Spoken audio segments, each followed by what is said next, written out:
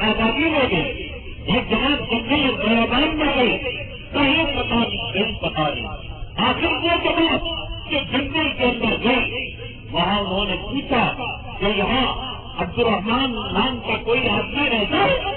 انہوں نے کہا ہم تو نہیں جانتے، البتہ سورج کے غروب ہونے کے بعد بیابان میں وہاں غار کے ساتھ سڑک کے ساتھ ایک رونے کی آواز آتی ہے، ایک چیخنے کی آواز آتی ہے، ایک چلانے کی آواز آتی ہے۔ میرے بھائی آج رنڈیوں کے ناچ کو، ان کے کرمگاہ کے اچھالنے کو، ان کے سینے کے اچھالنے کو، ان کے کھانے کی جگہ کے اچھالنے کو، ان کے کمر کے بچانے کو دیکھ دیکھ کر ہماری جوانیاں گزر رہے ہیں۔ قیامت کے دن ایک طرف حضرت عبد الرحمان بھی ہوں گے، ایک طرف نوجوان بھی ہوگا، گندے پینے دیکھنے والا اور سمے کو پالنے والا اور جو ہے بچہ اور جو ہے یا کھیلنے والا شراب پینے والا ہندوؤں کا ناچ دیکھنے والا کیسے آقا کا سامنا کرے گا، کیسے آقا کا سامنا کرے گا؟ تو کہا کہ نہیں، وہاں کی رونے کی آواز آتی ہے۔ جا کر دیکھا سورج کے غروب ہونے کے بعد حضرت عبد الرحمان جلوی انصاری رضی اللہ تعالیٰ اپنے چہرے کو نوچتے ہیں، اپنے جسم کو مارتے ہیں اور اوپر کی طرف اٹھا کر اللہ تعالیٰ سے دعا کرتے ہیں، اے باری تعالیٰ اس زمین کو حکم دے یہ زمین شک ہو جائے، یہ زمین پھٹ جائے، یہ زمین مجھے زندہ نکلے، اس لیے کہ جس آقا نے، جس مولا نے ہمیں منع کیا تھا کہ غیر محرم عورت کو نہ دیکھنا، آج یہ آیت اس کی رعایت نہ کر سکی۔ ان آنکھوں کے ساتھ میں آقا کے دربار میں کیسے جاؤں گا؟ ان آنکھوں کے ساتھ آقا کے پیچھے میں کیسے نماز پڑھوں؟ ان آنکھوں کے ساتھ میدان محشر میں حوض کوثر کے ساتھ جا کر حوض کوثر کا پانی کیسے ہو؟ اے اللہ یہ جسم اصلاح نہیں ہے، یہ آنکھیں اصلاح نہیں ہے، اے اللہ جیتے جی موت دے دو، آقا کو میری پریشانی نہ کرو، آقا کو اس بات معلوم نہ ہو۔ صحابہ کرام نے جب ان کے رونے کو دیکھا، ان کے دل گلانے کو دیکھا، فرمایا عبد الرحمان تم آقا کو چھوڑ کر موت کی دعا مانگ رہے ہو، اور آقا ایک بچڑی ہوئی ماں کی طرح جس ماں کے گوشت سے بچے کو چھین لیا جاتا ہے، آقا تڑپ رہے ہیں، آقا بلک رہے ہیں، آقا تیری دیدار کے لیے مچل رہے ہیں، تو تو سوچتا ہے کہ آقا کے سینے کے اندر دل نہیں چھٹانا، آقا تیری جدائی کے سمجھے سے راتوں کو قیامتیں بدل رہے ہیں۔ عبد الرحمان اللہ کے لیے رحم کرنا، آقا کی آنکھوں کو ٹھنڈک پہنچانا۔ عبد الرحمان کہتے ہیں کہ میری ہمت نہیں کہ میں جا کر آقا کے دربار تک پہنچوں، جو کہتے کس کرنے لگے صحابہ کرام جیسے کسی مردے کو اٹھا کر لے جاتے ہیں، اٹھا کر لے جانے لگے۔ میرے رب کی عزت دھیانت کے قدم جب مسجد نبوی صلی اللہ علیہ وسلم قریب آ گئی، گانے بجانے والے، شراب پینے والے، اپنے عورتوں کو غیروں کو حوالے کرنے والے، اپنی ماں کے ساتھ بلاکار کرنے والوں، مرنا مجھے بھی ہے، مرنا تمہیں بھی ہے، مرنا مردوں کو بھی ہے، مرنا عورتوں کو بھی ہے، یہ گھر ہمیشہ نہیں رہیں گے، یہ بجلی ہمیشہ نہیں رہیں گے، یہ کاروبار ہمیشہ نہیں رہیں گے، یہ بزنس ہمیشہ نہیں رہیں گے، یہ لیوا دیوی ہمیشہ نہیں رہے گی، یہ جسم سے کپڑے اتار دیے جائیں گے، یہ انگوٹیاں نکال لی جائیں گی، اور انسان ہمارے پیٹ میں جمع کرا کر ہوئے کھانے کو کھانے کے راستے سے نکال لے گا اور منہ کے راستے سے نکال دے گا۔ قانون کو اس کی دولت ساتھ نہیں دی، قانون کو اس کی سلطنت ساتھ نہیں دی، حامان کو اس کی وزارت ساتھ نہیں دی، نمرود کو اس کی بادشاہت ساتھ نہیں دی، تو ہمارے بنگلے ساتھ نہیں آئیں گے۔ ہماری دولت، ہمارے زلزلے، ہمارے مکانات، ہماری زمینیں، ہماری آنکھیں، یہ کوئی چیز ساتھ نہیں آنے کی۔ حضرت عبد الرحمان جلوی انصاری رضی اللہ تعالیٰ جب مسجد نبوی صلی اللہ علیہ وسلم کے قریب گئے، مار کر رونے لگے، اللہ کی قسم میں نہیں آ سکتا، اللہ کی قسم نہیں آ سکتا، آپ دیکھیں گے اور ان آنکھوں کو دیکھ کر پہچان لے گے کہ عبد الرحمان میں نے کہا تھا کو ملے گا یغضوا من ابصارہم، میں نے تمہارے سامنے میرے نور کی عورت کھڑی تھی کہ میں سننے دو، سب اپنے نگاہوں کو نیچا کریں. عبدالرحمان اس آیت کو سننے کے باوجود تو نے چل کر ایک مسلمان عورت کی چوٹی کو دیکھ لیا. رنڈیوں کے ناچ کو دیکھو، حقانی کو دیکھو، بزرگوں کے مزاروں کے پاس حق سے شروع کی مشکلیں طے کرو. مسلکوں کا اختلاف، فاتحہ کا اختلاف، چہلم کا اختلاف، چلے کا اختلاف، تبلیغ کا اختلاف اور جماعتوں کا اختلاف، دیوبند والی کا اختلاف، سورے گارہ بولی مسلمان کے بن جاؤ، دنیا کرنے والے بن جاؤ، نبی کے سامنے جا کر حوض کوثر کا پانی لینے والے بن جاؤ، میرے شفاعت کا پروانہ لینے والے بن جاؤ. نبی تیرے چہرے کو دیکھ کر میری اداؤں کو دیکھ کر یہ واقع ہے میرا رب کا کلام کہتا ہے 1918 ہے یا ربی ان مقام اتخذوا هذا القرآن مهجورا. اس کے لیے میں نے اپنے نمازوں کو شہید کیا، اس کے لیے صحت کے میدان میں نے اپنے خون کو نکال لیا، اس کے لیے میں نے اپنی بیٹی زینب کو اللہ کے راستے میں شہید کرا دیا. بولو اس کے لیے تبوک کے میدان میں میرے شہدا کے پیٹ پر ایک پتھر بنا تھا. میرا کتاب کیا ہے میرے پیٹ پر 2 پتھر بنے تھے. میرے چلے جانے کے بعد کسی بابی کا چہرہ پسند تھا، کسی ٹھاکرے کا چہرہ پسند تھا، کسی چیزوں میں کام کرنے والے، کتا کھانے والے، سکر کھانے والے، شراب پینے والے، ماؤں کے ساتھ سنا کرنے والے، بیٹیوں کے آبرو لوٹنے والوں کا چہرہ پسند تھا. بولا تیرے حبیب کا چہرہ پسند نہیں تھا. جس چہرے کی تو نے پسند کھائی، جس کے دلکوں کی تو نے پسند کھائی، جس کے آنکھوں کی تو نے پسند کھائی، جشن کی وہ دہا والقمر اذا تلاها والنهار اذا جلاها وتذكرين نے کہا اس صورت سے مراد آقا کا چہرہ مراد ہے، اس چاند سے مراد آقا کی آنکھیں مراد ہیں اور اس روشنی سے مراد آقا کے چہرے کا نور مراد ہے. اللہ جس کو سورج جس کے چہرے کو سورج سے تشبیہ دی، جس کے آنکھوں کو چاند سے تشبیہ دی، جس کے گیسو کو رات کی تاریخی سے تشبیہ دی، بولو جس امت کے لیے میں نے اتنی قربانیاں دی، آج وہ امت میرے چلے جانے کے بعد انگریزوں بھیڑوں سواروں کافروں مشرکین کے طریقوں کو پسند کرنے لگی. وقال الرسول یا ربی ان قوم اتخذوا هذا القرآن مهجورا. آج یہ کوثر کی بھیک مانگنے آئے، آج یہ شفاعت کے بھیک مانگنے آئے. بولو میرے جانے کے بعد انہوں نے مسجدوں کو گالیاں دی، بڑی والوں کو گالیاں دی، مولویوں کو برا بنا کہا جس کے سینے میں کلام پاک سے 6666 آیتیں تھیں ان کو گرہ میں نگاہ سے دیکھا.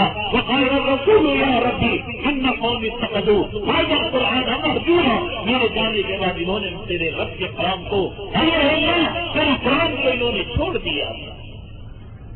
کیا کرو گے؟ کون سا منہ لے کر جاؤ گے آقا کے سامنے؟ جانا تو ہے، جانا تو ہے. تمہارے خاص تعلق میدان محشر سے نہیں ہوگا، تمہاری چوروں کا میدان محشر سے نہیں ہوگا. میدان محشر سے ایک ہوگا جہاں بچوں کا پتا تعمیر ہو جائے گا، بلکہ وہ ملک الموت جو سارے عالم سے دودھ نکالنے والا، جب ساری دنیا کے انسان مر جائیں گے اللہ تعالیٰ سے پوچھے گا اے اللہ کیا کرنا ہے؟ اللہ تعالیٰ فرمائیں گے کون بچے ہیں تو کہے گا فرشتوں میں جبرائیل اور میکائیل بچے ہیں اور اس کو اٹھانے والے فرشتے بچے ہیں. اللہ تعالیٰ فرمائیں گے ملک الموت جبرائیل کی روح کو بھی لے لو، میکائیل کی روح کو بھی لے لو، اٹھانے والے فرشتوں کی روح کو بھی لے لو. ملک الموت ان کی روح کو بھی نکال لیں گے. اس کے بعد اللہ تعالیٰ پوچھیں گے اے ملک الموت میرے مخلوق میں کون زندہ ہے؟ ملک الموت کہیں گے مولا تمام انسان، تمام جنات، تمام فرشتوں کا خاتمہ ہو چکا ہے، صرف میں زندہ ہوں. اللہ تعالیٰ فرمائیں گے میرے حکم سے تو بھی مر جا. روایت کے اندر آتا ہے کہ ملک الموت حضرت آدم علیہ السلام سے لے کر قرب قیامت تک جتنے انسانوں کی روح کو نکالا ہوگا ان کو جتنے تکلیف ہوگی ملک الموت روح کے نکلنے کو سڑکیں گے دلکیں گے. اللہ کہیں گے ملک الموت یہ حالت تیری کیوں ہو رہی ہے؟ تو ملک الموت کہتے ہیں اے اللہ میرے جسم سے روح نکلتے ہوئے مجھے تکلیف ہو رہی ہے، ملک الموت کا انتقال ہو جائے گا، اب ساری دنیا میری پڑی ہے، نہ کوئی بنگلہ ہے، نہ کوئی چوکی ہے، نہ کوئی گرو کا غلام ہے، نہ کسی عورت کا حسن باقی ہے، نہ کوئی شہزادی ہے، نہ کوئی شہزادہ ہے۔ اللہ تعالیٰ کہتے ہیں یہ دنیا ملک آج کبھی کس کے لیے زیادہ چاہت ہے، ہمارے متکبرون ہمارے جبارون، کہاں گئے تکبر کرنے والے، کہاں گئے مان کر چلانے والے؟ میرے بھائی اس عالم محشر میں مجھے بھی جانا ہے، تمہیں بھی جانا ہے، اور کہاں یہ ہوگا من اوتیا کتاب ہو دیا نہیں نقرؤ کتابیا، یا تو ہمارا نام سیدھے ہاتھ میں دیا جائے گا، اگر سیدھے ہاتھ میں دیا گیا تو کہے یہ میرے نام نام کو کرو، من اوتیا کتاب ہوگی کی بھائی بڑے نم کا کتاب گیا، اگر بدقسمتی سے نامایا نام دائیں ہاتھ میں دیا گیا تو کہے گا یہ نامایا نام مجھے نہ ہی دیا جاتا، جانا ہے اس میدان محشر میں، جانا ہے اس عالم آخرت میں، کیا یہاں سے سیاسی لے کر جائے گا، یہ حرام کا پیٹ لے کر جائے گا، یہ حرام کا خون لے کر جائے گا؟ عبد الرحمان جان بوجھ کر اس انجنا کا کیبل کلیکشن کا فیس دے کر وہ فلم نہیں دیتے تھے، مدینے کے ڈھلان میں اتر رہے تھے، نگاہ پڑ گئی، مسجد نبوی صلی اللہ علیہ وسلم آئی، طرف گئے، دیکھ گئے اور خوشی تیار ہو گئی کہ ان آنکھوں کے ساتھ بھی اپنے محبوب کے پاس کیسے جاؤ، آنکھوں کے پاس کیسے جاؤ؟ جگہ اس کے اندر آتا ہے کہ جب ٹھیک کے لیے جایا جا رہا تھا تو زمین پر ان کے قدموں کے نشانات پڑ رہے تھے، آقا کی گود کے اندر سر رکھا، آقا جیسے کوئی بچھڑا ہوا بچہ ماں کو ملنے کے بعد ماں کے دل کو قرار دکھاتا ہے، آقا ہمارے لیے تڑپتے ہیں، آقا ہمارے لیے بھاگتے ہیں، آقا ہمارے لیے بچاتے ہیں، آقا ہمارے لیے راتوں کو روتے ہیں، آقا ہمارے لیے دعا کرتے ہیں۔ ایک کبھی نے بڑی عبادت آقا کے دل کو کچھ تیل چلا دو، نماز کی کر آقا کے آنکھوں کے اندر رنگ رنگ سماج کو ڈالتا ہے۔ ایک صحابی کی جدائی کی وجہ سے آقا کی طبیعت خراب ہو گئی، عبد الرحمان جلوی انصاری آئے، دیکھا آقا کے آنکھوں کو قرار ملا، دل کو سکون ملا، جیسا کسی بگڑی ہوئی ماں کو اس کا بیٹا مل گیا ہو، وہ اس کے اندر ڈال دیا گیا اور فرمایا عبد الرحمان تیرا نبی تجھ سے ناراض نہیں ہے، ایک بار کر چلا گیا تھا، عبد الرحمان کیا تو سمجھتا ہے کہ تیری جدائی کے بعد ہی تیرا نبی کھا رہا تھا، پی رہا تھا؟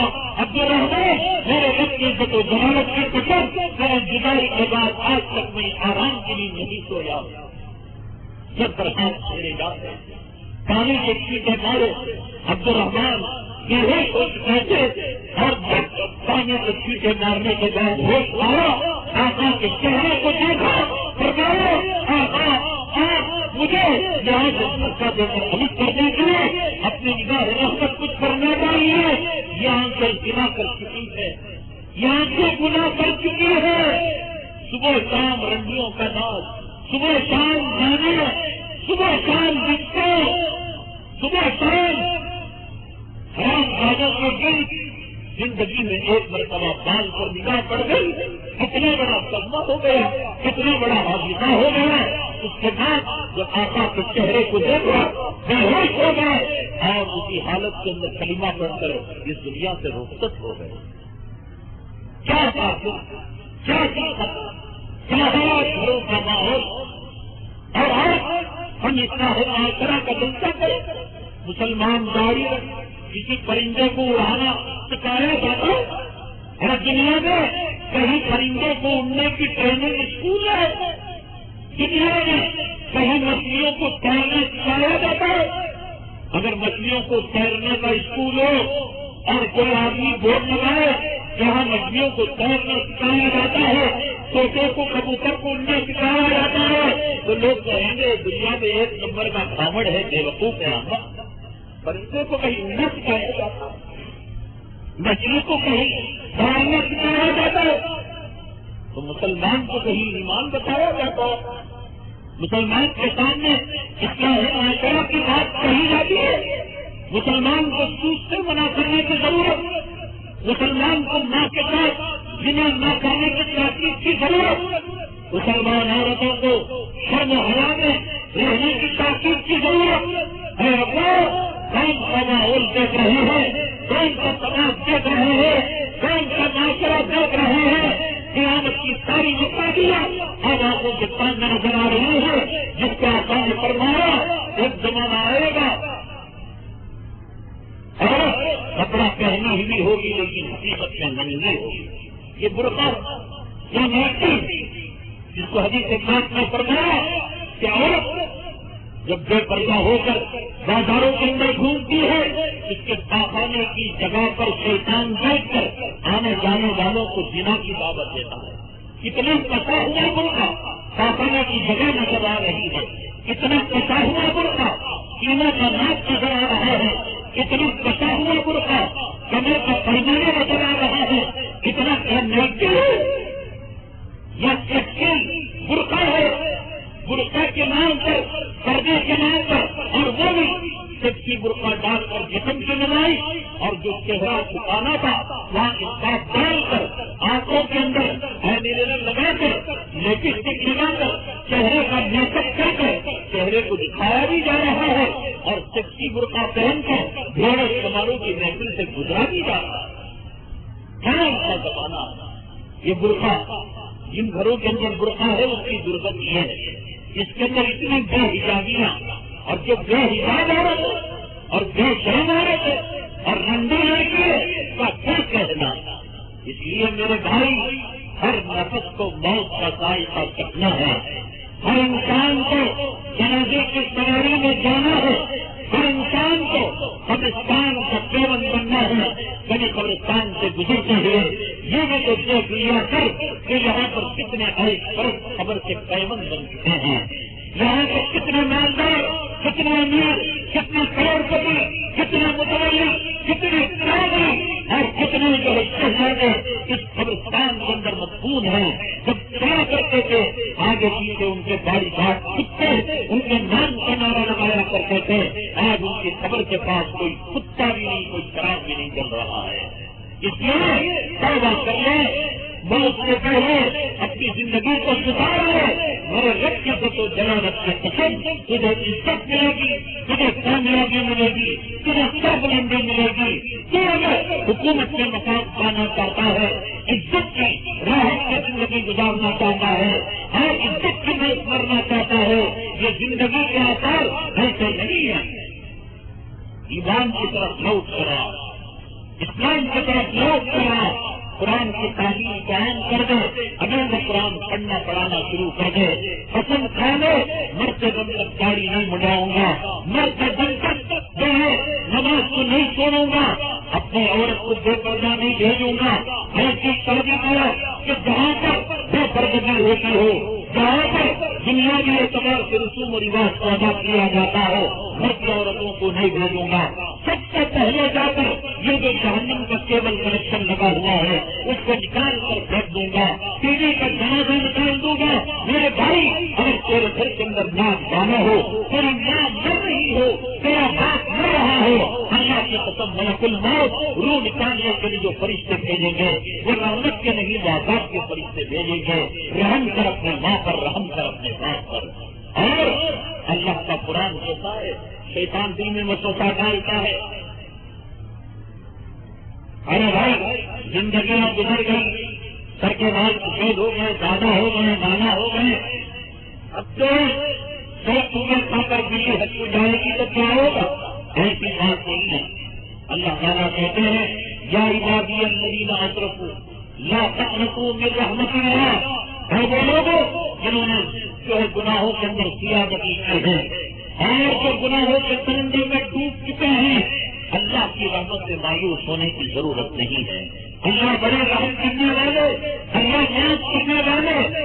بنو اسرائیل کے اندر کفل نام کا ایک آدمی تھا، بڑا زبردست گنہگار، خطرناک قسم کا گنہگار، قاتل، مجرم، زانی، شرابی، کبابی، حرامی.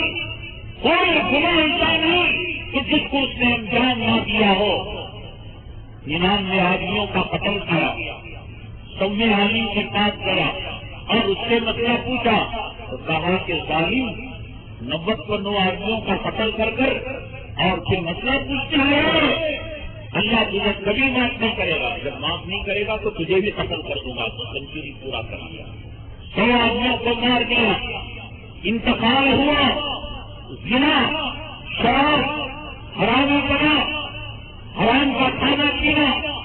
اس زمانے کے اندر یہ ہوتا تھا کہ آدمی رات میں گناہ کرتا تو دوسرے دن صبح میں دہلیز کے اندر اس کے گناہ کو لکھ دیا جاتا، آدمی رات میں نیکی کرتا صبح میں اس کی نیکی کو لکھ دیا جاتا۔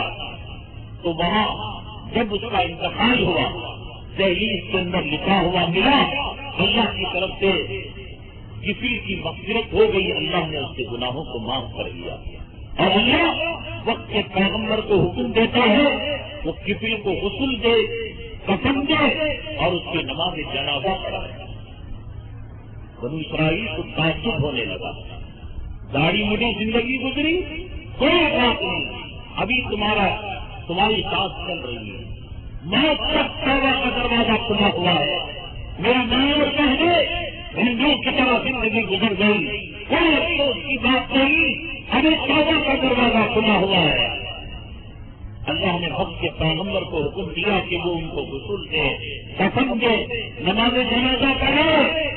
بنو اسرائیل کو تعجب ہونے لگا کہ جس کی زندگی گناہوں سے کبھی خالی نہیں، بدماشی، زنا، حرامی کرنا، سب دیکھو سب ختم، لوگ زمین بنا مانگا کرتی تھی اس سے، لیکن اس کے لیے مغفرت کا پروانہ۔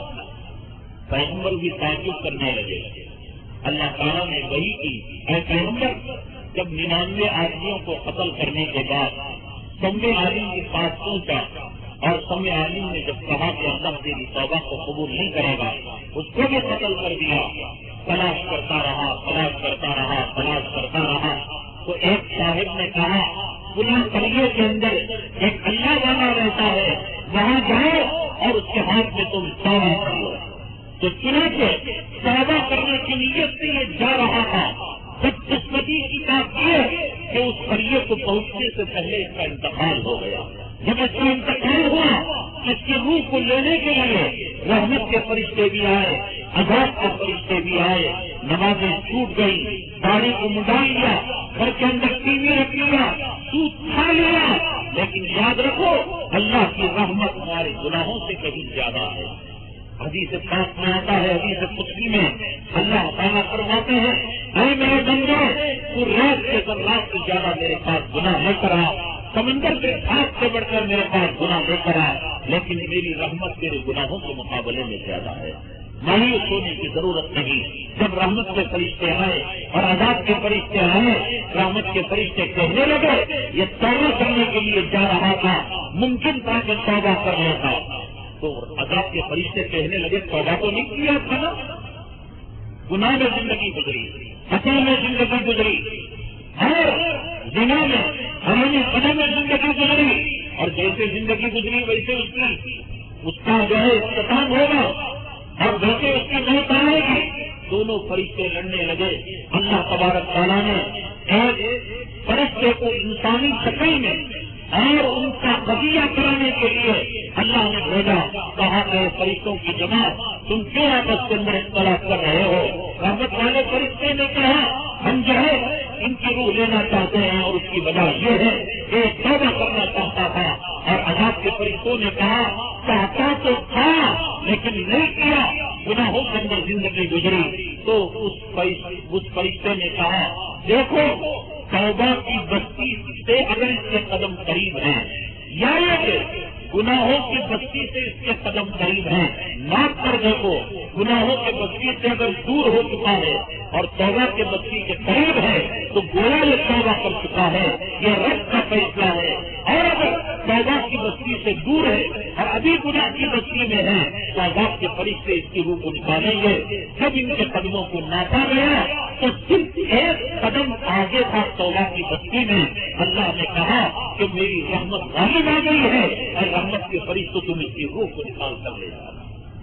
میرا اللہ اتنا رحم کرنے والا، رحم کرنے والا، اس لیے آج یہ کہنے سننے کی بات نہیں ہے، قسم کھا کر اٹھو کہ غیروں کے ساتھ جو معاملہ ہو رہا ہے، لوگ کا معاملہ، فرق کا معاملہ، عورتوں کے پردہ بے حیا ہو کر جو ان کے ساتھ معاملہ کر رہے ہیں، میں تمپور کے وہ مسلمان جو اہل پروت ہیں، صاحب نصاب ہیں، زکات نکالنے والے ہیں، نمائش مسجدوں میں کرنے کے بجائے، ممبروں اور گنبدوں پر کرنے کے بجائے وہ عورتیں جن کے آبرو کی قیمتیں کافی لگا رہے ہیں، مسجد کا گنبد بننے سے بہتر اور مسجد کا مینارہ تعمیر کرنے سے بہتر، کروڑوں کی مسجد کو مدمن کرنے سے بہتر یہ ہے تو غریبوں کی آبرو بچاؤ، ان کا عزت کو بچاؤ اور ان کی فتح اور پاکدامنی کو بچاؤ۔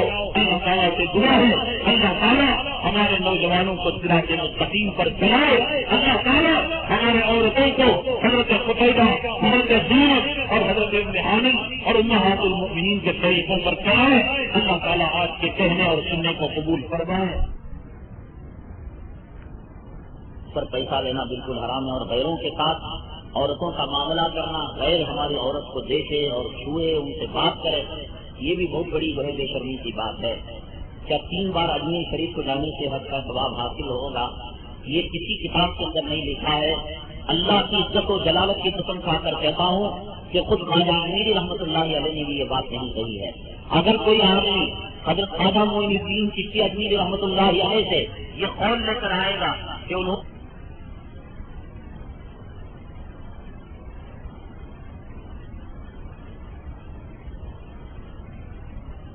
اسے منہ مانگا انعام دیا جائے گا۔ سور کی فاتحہ کرنا کیسا ہے؟ یہ جو ہے شیعہ کی طرف سے وہ جو شاید کنڈوں کی فاتحہ یا رجب کے کنڈے جو کہتے ہیں ان کی طرف سے یہ بات آ رہی ہے، اس کا اسلام میں کوئی تعلق نہیں۔ اسلام کے اندر فاتحہ کی اجازت ہے اور اس کا معنی اور مطلب یہ ہے کہ کسی کا انتقال ہوا، ہم کو جو پڑھنا آتا ہے 3 مرتبہ قل اللہ پڑھنے سے ایک کلام پاک کا ثواب ہے۔ 3 مرتبہ قل اللہ پڑھ کر اللہ سے دعا کی کہ اللہ اس کا ثواب رسول اللہ صلی اللہ علیہ وسلم کو، صحابہ کرام کو، جملہ امت محمدیہ صلی اللہ علیہ وسلم کو، بالخصوص ہمارے باپ کو، ہماری ماں کو یہ کہنے کا کافی ہے، اللہ تعالیٰ ثواب پہنچا دیں گے۔ یا کسی غریب کو کھانا کھلایا اور کھلانے کے بعد دعا کی کہ اللہ اس سبزے کا ثواب ہماری ماں کو پہنچا دے، کسی کا نام فاتحہ ہے۔ کیا مرید ہونے کے بعد نماز معاف ہے؟ صحابہ کرام میدان جنگ میں، بدر کے میدان میں، احد کے میدان میں جب دشمنوں کے تلواروں کے سائے میں تھے تب انہوں نے نماز کو نہیں چھوڑا۔ میرے بھائی، جو شیخ ایسا ہو جو اپنی مرید کی نماز معاف کرانے والا ہو، یہ جنت میں لے جانے والا شیخ نہیں، یہ جہنم کا لہو پلانے والا شیخ ہے، اس سے توبہ کرو۔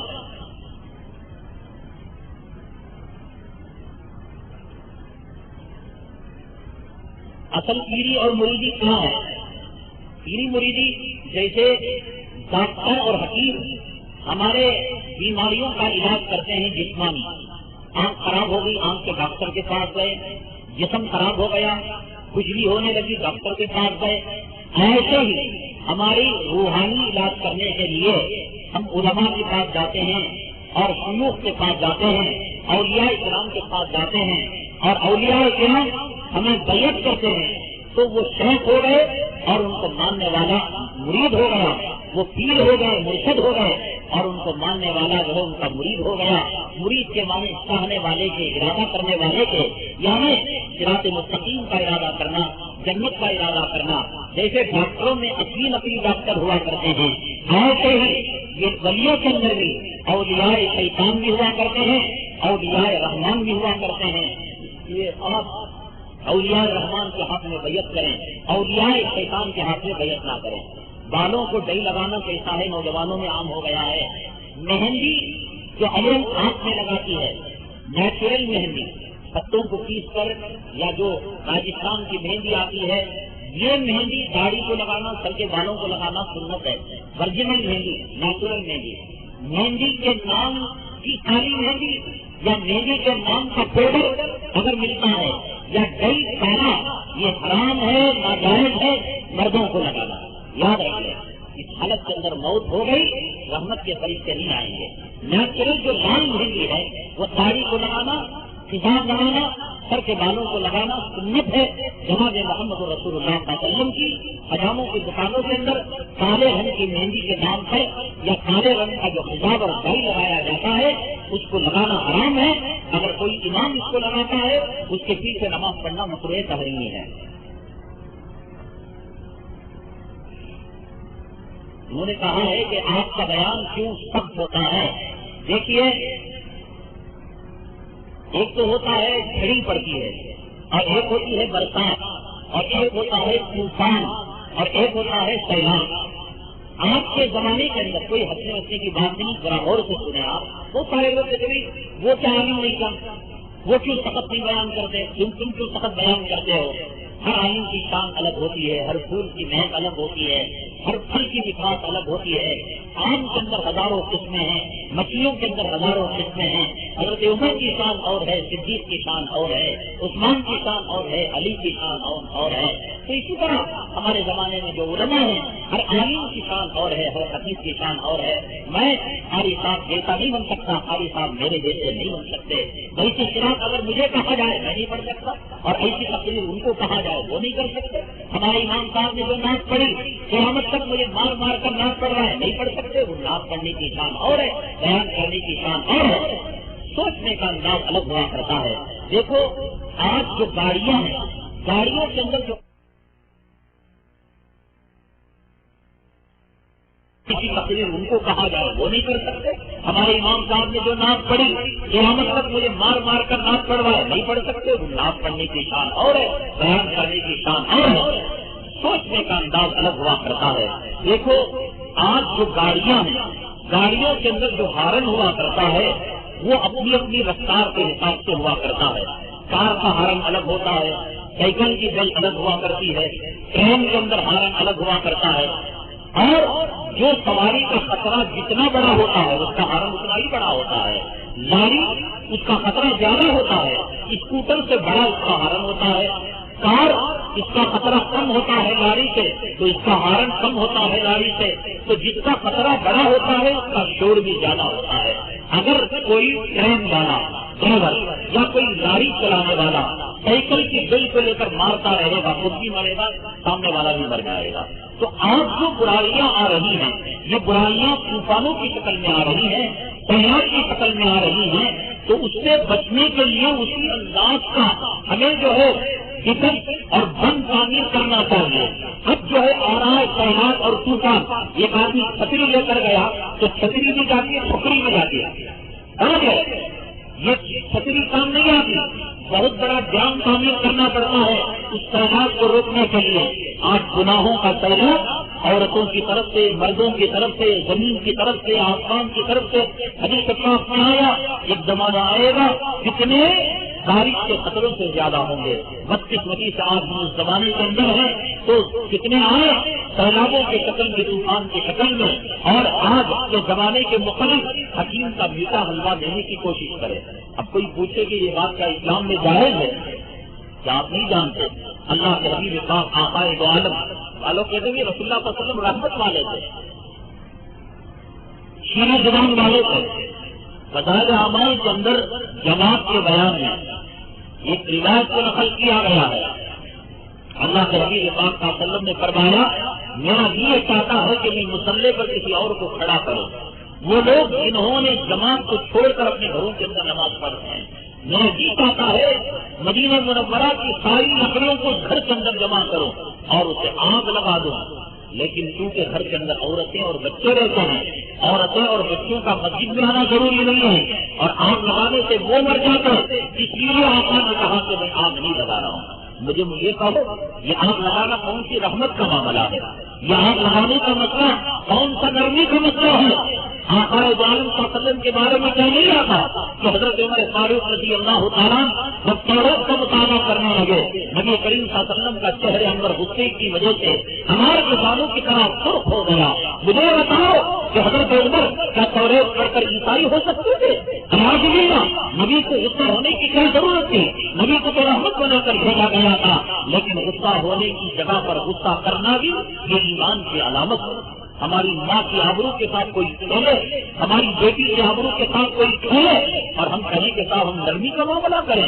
دنیا میں کوئی آدمی نرمی کا معاملہ کر کھیل لے بھی ہماری جوڑوں کو کھیل لے کس کر لے اور آنکھیں مار لے، اس لیے کہ نبی نے ہمارے ساتھ نرمی کا حکم دیا ہے، کوئی نہیں کہتا۔ میں کہتا ہوں اسلام کی عزت اور نبی کی آبرو، اس پر ہماری 100 مائیں قربان، 100 بیویاں قربان ہیں، قیامت کی اولاد قربان ہے۔ ہماری ماں کی آبرو پر ہمیں غصہ آتا ہے تو اسلام پر اگر کوئی انگلی اٹھاتا ہے تو غصہ آنا ایمان اور اسلام کی علامت ہے۔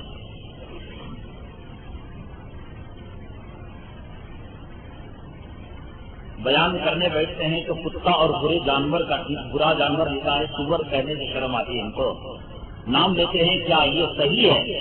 بھائی یہ کتا جو ہے ایک مخلوق ہے اللہ کی، سور ایک مخلوق ہے اللہ کی، اور میں نے بتایا ان کو قیامت کے دن حساب و کتاب نہیں ہے۔ بعض لوگ سمجھتے ہیں کہ اس کے کہنے سے جو ہے وضو ٹوٹ جاتا ہے یا نماز ٹوٹ جاتی ہے۔ کلام پاک میں اللہ تبارک تعالیٰ نے کتے کا نام لیا وقلبہم باسط، اور اللہ تعالیٰ نے فرمایا کتے کے بارے میں کہ ان قطر کو یلحس کہ وہ زبان چھوڑے رہتا ہے، اور مثال بھی فمثلہم کمثل الکلب، حق کو سن کر جو حق کی بات کو قبول نہیں کرتے ان کی مثال کتے کی طرح ہے کہ پانی رکھتے ہیں اور استعمال نہیں کرتا، لٹکایا رہتا ہے۔ اللہ نے مثال دی، اور کلام پاک میں اللہ نے سور کا نام لیا، انما حرم علیکم المیتۃ والدم ولحم الخنزیر، کہ مردار کو حرام کیا، سور کو حرام کیا۔ حدیث پاک میں آتا ہے الف لام میم پڑھنے پر 30 نے کیا، الف پر 10 نے کیا، لام پر 10 نے کیا، میم پر 10 نے کیا۔ اللہ کی قسم کھا کر کہتا ہوں جیسے الف لام میم پر 30 نے کیا ہے، جہاں قرآن میں خنزیر کا لفظ آیا غا پر 10 نے کیا، نون پر 10 نے کیا، زا پر 10 نے کیا، یا پر 10 نے کیا اور را پر 10 نے کیا، اور کل جہاں کرایا کتا تو کاف پر 10 نے کیا، لام پر 10 نے کیا، بے پر 10 نے کیا۔ اور حافظ قرآن تراویح کے اندر پورا قرآن پڑھتا ہے اور تمہارے پاس سور اور کتے کا نام نہیں لیتا تو قرآن قیامت تک پورا نہیں ہوتا۔ تو اللہ تعالیٰ جب قرآن کے اندر سور اور کتے کا نام لیا، اللہ کی مخلوق ہے، وہ بری نہیں ہے، وہ برا نہیں ہے۔ فجر کے وقت دیکھو سور کیا کرتا ہے، دیہاتوں کے اندر ہوتا ہے، اپنی رزق کی تلاش میں جو بچے پاخانہ کرتے ہیں ان کو جا کر کھا لیتا ہے۔ سور کو یقین ہے کہ خدا رزق جو تقسیم کرتا ہے صبح کے وقت کرتا ہے، اور یہ رسول اللہ صلی اللہ علیہ وسلم کا غلام صبح کے وقت کتے اور سور سے بدتر ہو کر الصلاۃ خیر من النوم سن کر وہ کمبل اڑ کر سو جاتا ہے۔ مجھے بتاؤ کتا بہتر ہے سور بہتر ہے یا سونے والا بہتر ہے؟ قیامت کے دن کتا اور سور تمہیں دیکھ کر یہ کہے گا اے اللہ تیرا شکر ہے کہ مجھے جہنم میں نہیں بنایا۔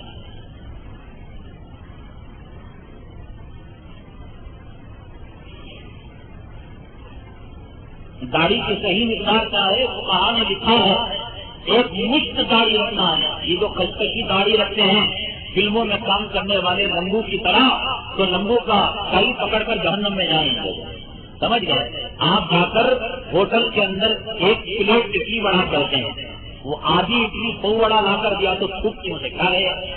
ایک پلیٹ اڈلی بڑا، 2 اڈلی اور 1 وڑا اور سامر اور چٹنی ملا کر ہے۔ جب داڑھی کا لفظ کہا جاتا ہے تو داڑھی مشت پوری طرف سے جہاں تک آتی ہو ایک ایک مشت اس کے اندر کٹانا حرام ہو، اور یہ ایسا ہی ہے گویا وہ داڑھی نہیں رکھ رہا ہے۔ یہ الگ بات ہے کہ داڑھی نہ رکھنے سے کشکشی رکھنی یہ اور بات ہے، لیکن داڑھی کو اگر کوئی ایک مٹھی سے کم میں کٹاتا ہے تو یہ داڑھی نہ رکھنے کے برابر ہے۔ داڑھی ہر طرف سے ایک مشت ہونا چاہیے۔ فقہا نے اس کی وضاحت کی ہے اور حدیث کی کتابوں کو سامنے رکھ کر اس کی مقدار کو بیان کیا ہے۔ عالم اور موضوع کا کیا درجہ ہے بتائیں؟ عالم رسول اللہ صلی اللہ علیہ وسلم کا نائب ہوتا ہے اور موضوع حضرت سیدنا بلال حبشی رضی اللہ تعالیٰ عنہ کا خلیفہ ہوتا ہے۔ ان کی جو توجیہ کرتا ہے وہ اللہ کی توجیہ کرنے والا ہے۔ فضائل اعمال میں فضائل قرآن کے اندر شیخ الحدیث حضرت مولانا زکریا صاحب رحمۃ اللہ علیہ نے لکھا ہے کہ 3 چیزوں کو دیکھنا خدا کو دیکھنے کے برابر ہے۔ ایک کعبے کو دیکھنا، دوسرا باپ کے چہرے کو دیکھنا یا قرآن کو دیکھنا، اور تیسرا عالم کے چہرے کو دیکھنا گویا خدا کو دیکھنے کے برابر ہے۔ اور ان کو رسوا کرنا، ان کے دل کو دکھانا اللہ تعالیٰ کو ذلیل اور رسوا کرنے کے برابر ہے۔ مؤذن کا جو مقام ہوتا ہے حدیث پاک میں آتا ہے کہ قیامت کے دن اللہ تعالیٰ سب سے اونچی گردن مؤذن کی کرے گا، اور جتنی دور تک اذان کی آواز جاتی ہے اتنی دور تک کی چیزیں اس کے حق میں جو ہے شفاعت کریں گے۔ آج جو مؤذن کو گری ہوئی نگاہ سے دیکھے گا اللہ تبارک تعالیٰ اسے دنیا میں موت سے پہلے اس کا بدلہ چکا دے گا۔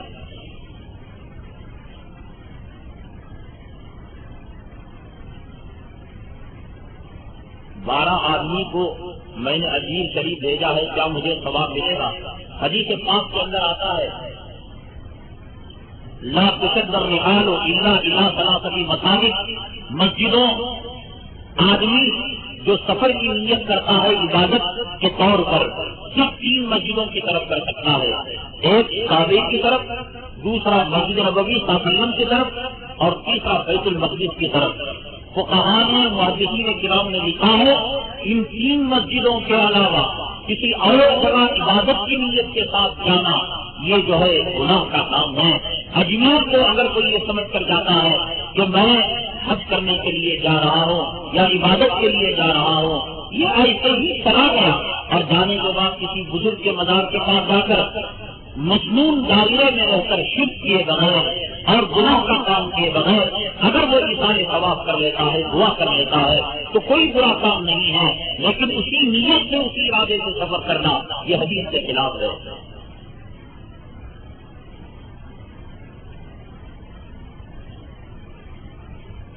یہ خاتون ہیں جمیل آزاد، ان کی طبیعت ناساز ہے، دعا فرمائیں اللہ تبارک تعالیٰ انہیں سے شفا نصیب فرمائیں۔ انہوں نے لکھا ہے کہ ایک تنظیم ہے ہندوستان کے اندر آل انڈیا صوفی سنت، اور یہ تنظیم والے چہرے پر داڑھی نہیں رکھتے، جیسے کسی گاڑی چلانے والے پر جب RTO والے یا ٹریفک والے شکنجا کرتے ہیں تو سب سے پہلے جو چیز دیکھتے ہیں وہ لائسنس دیکھتے ہیں۔ ہمارے علماء نے کہا ہے، بزرگان دین نے فرمایا ہے، مسلمان کا جو لائسنس ہے وہ داڑھی ہے، اگر داڑھی نہیں ہے تو اسلام کی گاڑی چلانے کی اس کو اجازت نہیں ہے۔ وہ نام رکھ لے آل انڈیا صوفی یا آل انڈیا سنت رسول، نام رکھنے میں کیا جو ہے برا ہے۔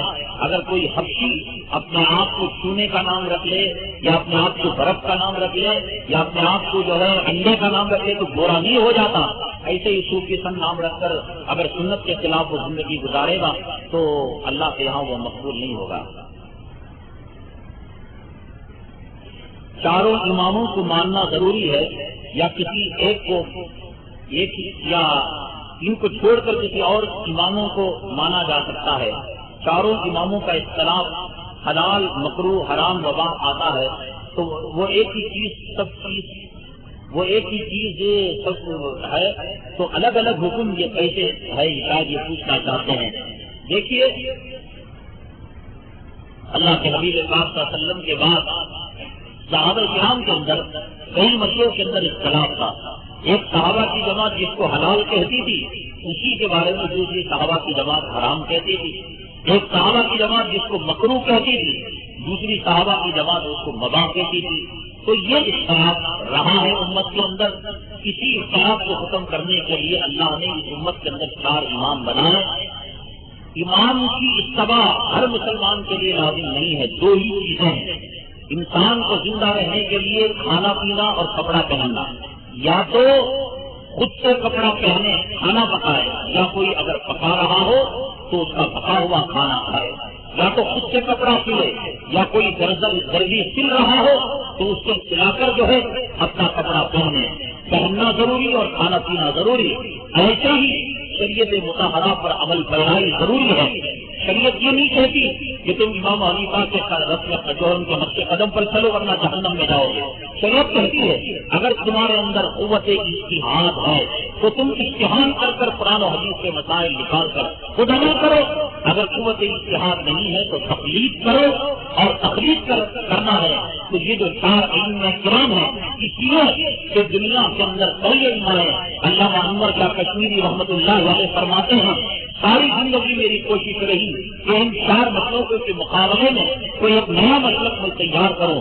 حضرت شاہ ولی اللہ محدث دہلوی رحمۃ اللہ علیہ وہ ہندوستان کی کوئی حدیث کی صنعت آج سے ہوئے بغیر مدینہ منورہ کو نہیں جاتی۔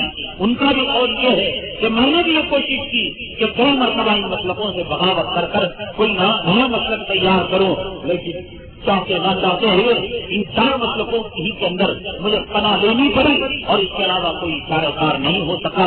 اس لیے قوت اجتہاد ہے تو اجتہاد کرو، قوت اجتہاد. آج جس کو سورہ فاتحہ کا ترجمہ معلوم نہیں ہے، آج بغل میں قرآن مار کر وہ تفسیر کی باتیں کرنے لگتا ہے.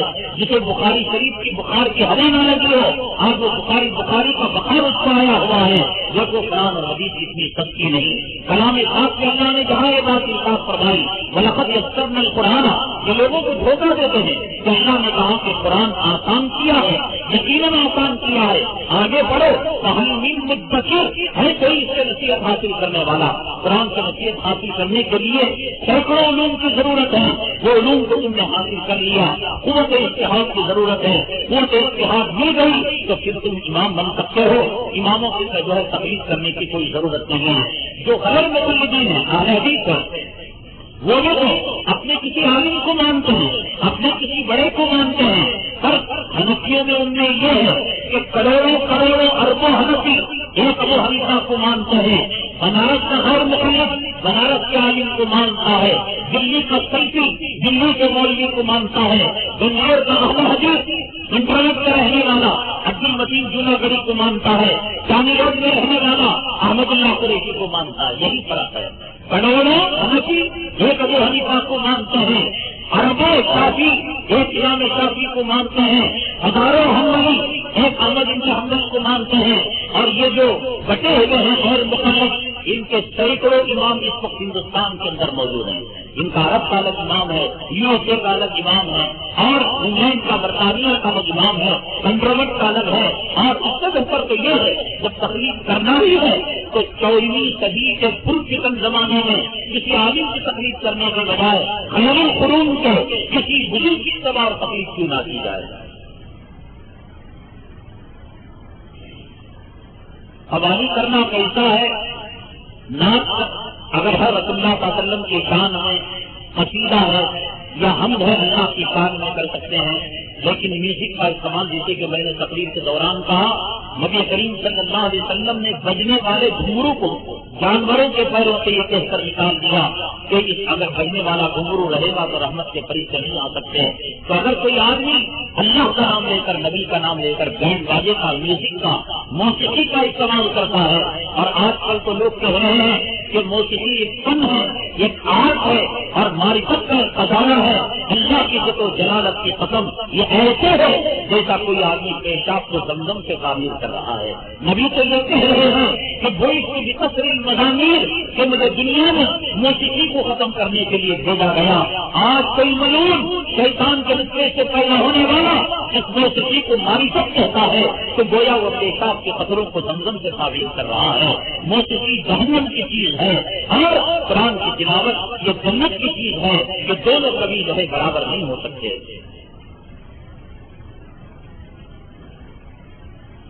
مجھ سے زیادہ داڑھی رکھنا کیسا ہے؟ اگر چاہے تو رکھ سکتے ہیں. حضرت علی کرم اللہ وجہہ کی جو داڑھی تھی پورے سینے پر پھیلی ہوئی تھی. اگر اس کے مجھ سے زیادہ داڑھی کٹ کرنا چاہے تو اسے کٹ کر سکتے ہیں. اسی طرح ایک ایک بال جو ابھر جاتا ہے، جو برا لگتا ہے، اس بال کو بھی نکال سکتے ہیں. ایک آدمی اپنے سفید بالوں کو کالا تیزاب لگواتا ہے، میں نے کہا آرام ہے. اہل حدیث حضرات کہتے ہیں مسئلہ علماء سے کیا پوچھنا، قرآن و حدیث دیکھ کر عمل کرنا چاہیے. اگر اس وقت کوئی اہل حدیث ہو یہاں ٹیبل پر آئے، میں بخاری شریف کھولتا ہوں، قرآن کھولتا ہوں، بیچ کی کوئی آیت کا ترجمہ بتا دے، منہ مانگا انعام دیا جائے گا. بھائی جو آدمی ترجمہ نہیں جانتا وہ تفسیر کیا جانے گا، وہ حدیثوں کے مطلب کو کیا جانے گا، حدیث کے اختلاف کو کیا جانے گا، وہ صحیح اور حدیث کی جو قسمیں ہیں ان قسموں کو کیا جانے گا.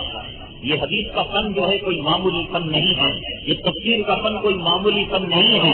کوئی گھر بیٹھے لائبریری کی کتاب پڑھ کر لائر نہیں بن جاتا، کوئی MBBS کا کورس پڑھ کر ڈاکٹر نہیں بن جاتا. تو قرآن حدیث گھر بیٹھ کر انٹرنیٹ میں پڑھ کر وہ عالم بن جائے گا. 8 سال علماء کے جوتے سیدھے کرنے پڑتے ہیں، اپنی جان مال کی قربانی دینی پڑتی ہے، ماں باپ اور اولاد کی محبت کی قربانی دینی پڑتی ہے. مسئلہ علماء سے کیا پوچھنا، قرآن و حدیث میں دیکھ کر جو ہے عمل کرنا چاہیے. تو قرآن کے اندر آپ دیکھو جنازے کی نماز کا طریقہ کیا، قرآن کے اندر آپ دیکھو کہ کون کون سے احکامات حدیث کے اندر آتا ہے کہ اللہ کے حبیب پاک صلی اللہ علیہ وسلم نے جو ہے صحابہ کرام کو اجازت دی ہے کھڑے ہو کر بھی پیشاب کرنے کی، جوتا پہن کر نماز پڑھنے کی. کئی ایسی چیزیں ہیں جو حدیث کے اندر ہیں کہ حدیث کے اندر دیکھو حدیث کے اندر جو ہے متع کا ذکر آتا ہے کہ متع صحابہ کرام کیا کرتے تھے. متع ٹیمپروری نکاح کو کہتے ہیں. اب وہ حدیث منسوخ ہے یا ناسخ ہے اس کے بعد کو تھوڑی نہ پتا لگے گا. اب اس حدیث کو جا کر کہیں کہ حدیث کے اندر تو متع کا حکم ہے تیری بیٹی سے ہم ٹیمپروری نکاح کریں، وہ مانے گا؟ حدیث کا علم اور قرآن کا علم کوئی مذاق نہیں ہے میرے بھائی. مسجد اللہ کا گھر ہے، اس گھر کی بجلی کا کلیکشن مسجد سے ہے اور اس گھر میں ٹی وی ہے اور اس گھر کی بجلی کا بل مسجد کے ذمہ دار حضرات دیتے ہیں. اس کا مسئلہ بتائیں. دیکھیے اگر مسجد کا اشتراک ہے اور ان کو بجلی دی جاتی ہے اور ان کو استعمال کی اجازت دی جاتی ہے، استعمال وہ کر رہے ہیں تو بجلی کی حد تک تو اجازت ہے. اس بجلی سے اگر وہ گناہ کرتے ہیں وہ سفید الگ چیز ہے، یعنی ٹی وی کا استعمال کرتے ہیں یا کوئی اور چیز کا استعمال کرتے ہیں یہ دوسرا مسئلہ ہے. لیکن گھر کو بجلی دے دی گئی اور اجازت دے دی گئی کہ آپ اس کو استعمال کر سکتے ہیں. بجلی کی حد تک تو انہیں استعمال کرنا جائز ہے، لیکن یہ الگ جو ٹی وی کرتے ہیں ٹی وی حرام ہے تو وہ بھی حرام ہے. ٹیگریکارڈ کے اندر گانا لگانا حرام ہے تو ان کے لیے بھی حرام ہے. اس کا الگ سے گناہ ہوگا.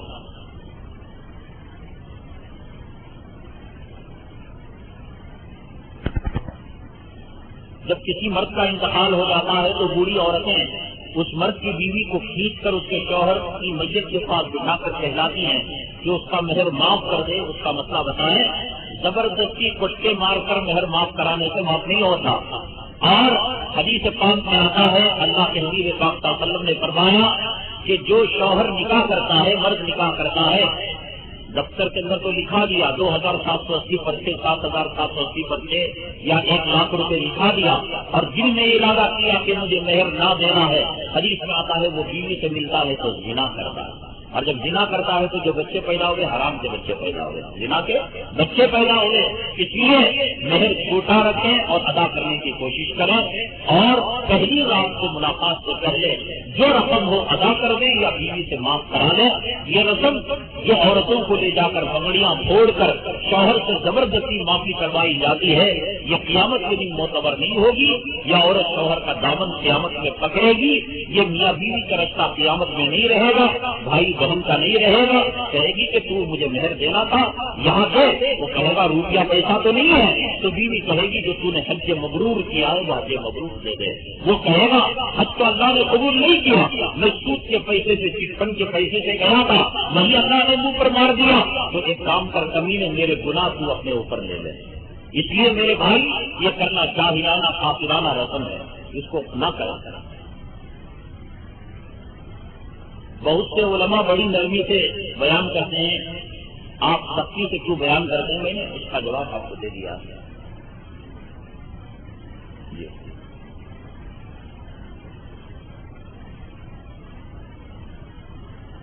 اگر کوئی عالم یا حافظ کسی عالم یا حافظ کی برائی کرے تو کیا اس کے پیچھے نماز پڑھنا کیسا ہے؟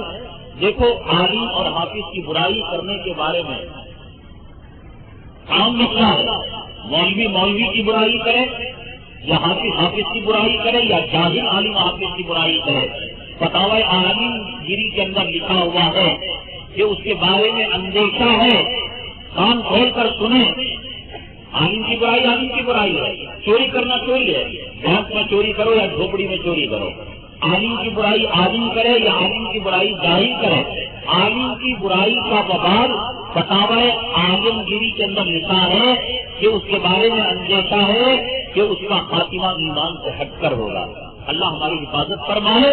اگر ہم اس کی اصلاح کر سکتے ہیں تو اصلاح کریں. خواہ کسی عالم کی غیبت نہ کریں اور کسی عالم کی پیٹھ پیچھے برائی بیان نہ کریں اور کسی عالم کے پیچھے ایکدم نہ پڑ جائے.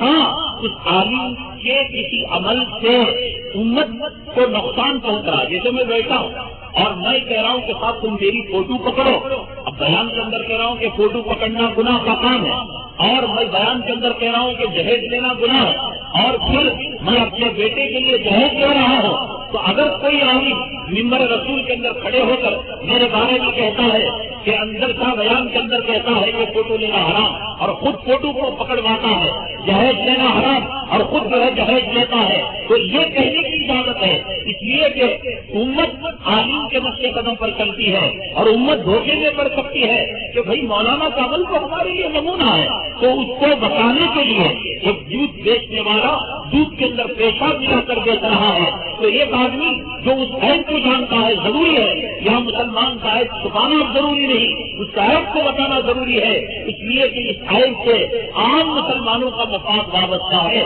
تو اب بتانا ضروری ہے کہ عالم چوری کر رہا ہے، دودھ کے اندر پیشاب ملایا جا رہا ہے، فلاں میڈیکل شاپ کے اندر نقلی دوائیاں بیچی جا رہی ہیں، جس گناہ اور عیب سے عام لوگوں کا مفاد وابستہ یا ان کا نقصان وابستہ رہتا ہے، اب وہ عیب تنہا نہیں رہا، اس کو بیان کرنا ضروری ہو جاتا ہے۔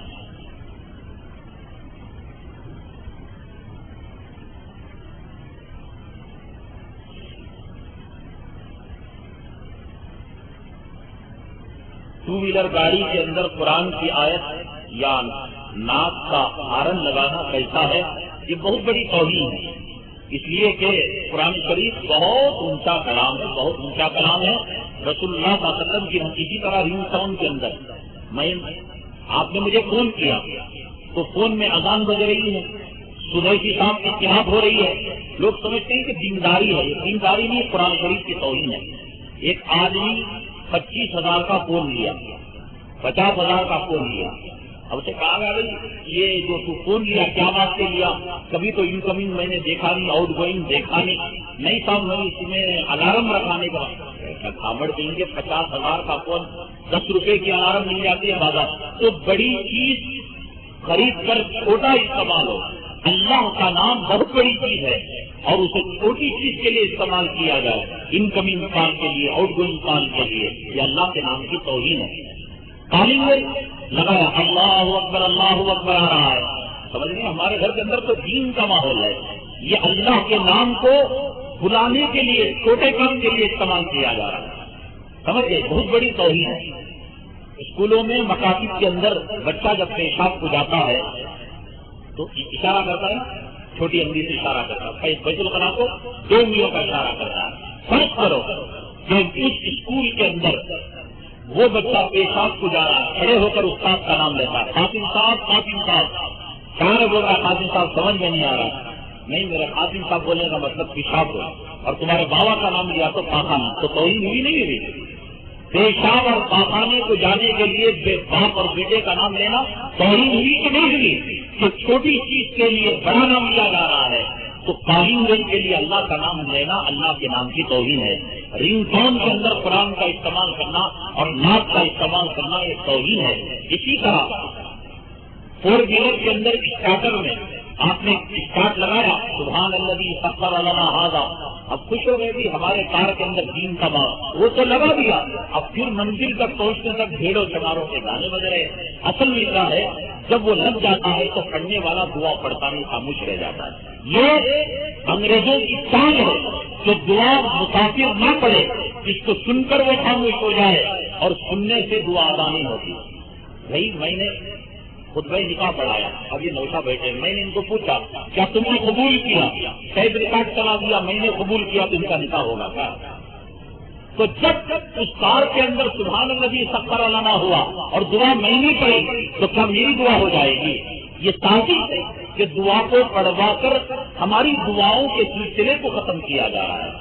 کیوں ٹی وی کے اندر قرآن شریف کا سلسلہ جاری کروا کر ہماری ماں اور بہنوں اور امت کے لوگوں سے قرآن پڑھنے کے جذبے کو ختم کیا جا رہا ہے۔ لوگ کہتے ہیں کیوں ٹی وی دین کی ٹی وی ہے، یہ دین سے دور کرنے کی ٹی وی ہے۔ اس سے لوگ کہتے ہیں کہ جمعہ میں 2 بجے جاؤں گا، کیوں؟ مجھے کیوں ٹی وی میں مسئلے معلوم ہو جاتے ہیں، مولوی صاحب کے بعد جانے کی کیا ضرورت ہے؟ حدیث میں آتا ہے جو پہلے جاتا ہے اسے اون کا ثواب، جو دوسرے نمبر پر جاتا ہے گائے کا ثواب، تیسرے اب وہ ٹی وی کے اندر تجھے کتے کا بھی ثواب نہیں ملتا، کتا کانگڑی اٹھا تو پیشاب کرتا نا وہ بھی ثواب نہیں ملتا۔